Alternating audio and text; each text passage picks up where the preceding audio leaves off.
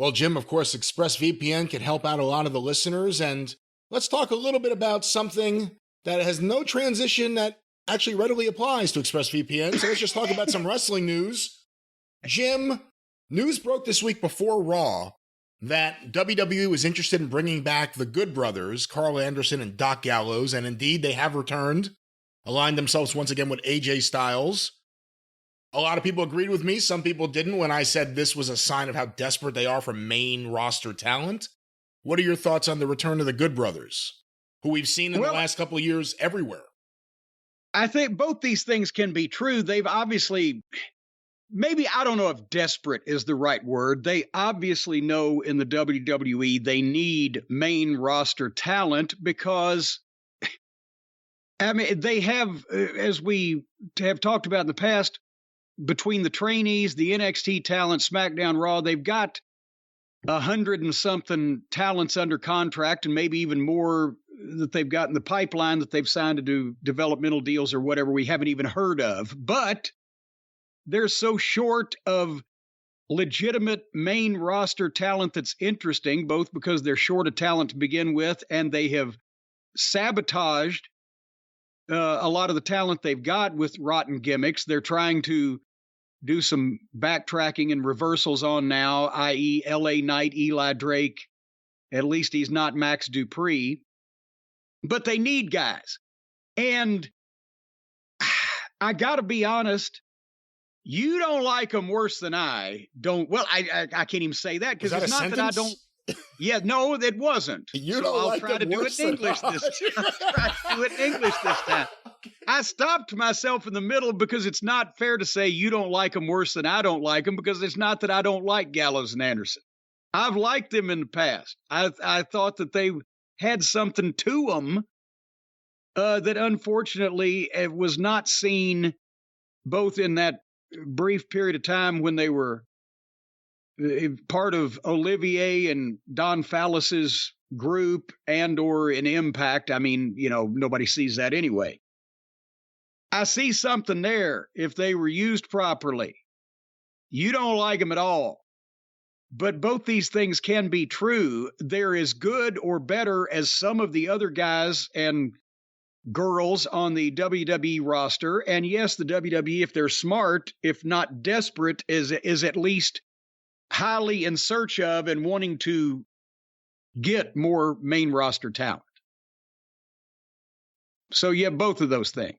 I'm not as hard on them as you are, though. I think there are certain guys, despite whatever they may have once been, and I was never the biggest of their fans, but I thought Carl Anderson for a time in New Japan years ago was pretty good. I mean, the Bullet Club and everything aligned with the Bullet Club is probably the lamest thing in wrestling. Yeah. Just because now it's been going on for like 10 years. And it just reeks of Anderson and Gallows. Just the idea of the two lazy guys throwing up someone else's hand signs and just prancing around in the background. Now they're going to be back on this show. The question is, do you think this is something... Is this just filling a roster? Because this is not a move that's done to get anyone interested, correct? Well, come on again. I mean, you'd be surprised who people are interested in. There's somebody interested in everybody. But with Gallows and Anderson, no, it's not going to be a game changer. It's not going to, ignite the houses or the ratings right off, but it's better than Gable and Otis. I mean, come on, seriously. Look at the field now. Even when Gallows and Anderson, too many pronouns, pal, when they left, 3 years ago or almost, it was, a little bit more of a crowded field. They had more talent that you could say, okay, that guy with proper use could be something or do something. And remember also, I think Triple H was probably wanting to rectify what they did under the previous administration, because they were guys that they had a chance to go to AEW and sign with them. And instead, that's when, at that point in time was when, the WWE hadn't seen what AEW was going to be and was hearing a billionaire is going to be on TBS and blah, blah, blah. And they were making big offers to keep people. And that's Gallows and Anderson signed for what was it, 750 grand a year for, I don't know, 2 or 3 years or whatever the fuck. Yeah. And then the pandemic comes around 3 months later and they fucking cut them. So I said at the time, if I was them for that much money and honor the contract for 3 months and we didn't go elsewhere where they would honor the contract, I would have taken, at the very least, explosive devices to Main Street in Stamford. So, but let's talk about since that time. They get these major deals because WWE is afraid of guys like that going to AEW, and AEW went after them. The Bucks admitted they tried to get them for the debut episode of Dynamite, so that puts that in the fall of 2019. Since that time, they get cut. They go to AEW. They don't impress anyone there. I mean, let's be very honest. Fans were not clamoring for more of them. It was the opposite. The AEW fans start saying we want to see less of these guys. They go to Impact, which is wrestling purgatory. They do this stuff in New Japan again, which means less than ever before. And again, it's lame as fuck, the Bullet Club at this point in time. What do they mean going to WWE? Well, now they're the original club because they don't have the trademark.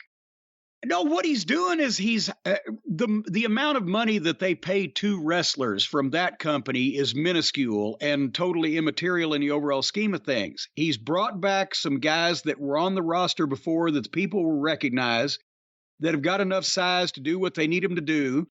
And he's also made good on a bed shitting that the company did earlier because they talked to a bunch of guys and they say, yeah, they fucking jacked us around. They just didn't want us to leave, but once we didn't have the opportunity that we had before, then they fucking cut us. So for a non-material amount of money, they can sign these guys back, add 2 more guys to the roster. It's familiar talent to the fans. And now those guys will be going around saying, well, Triple H is handling things differently. He's trying to go around and clean up some of the things that Vince may have caused or whatever the case. And the good publicity with guys like that saying, well, seems like you can trust them now, or it's a new day up here or whatever. That's more valuable than the money. If they give them $1 million a year, where are they going to miss it? So you think the messaging is valuable to other wrestlers?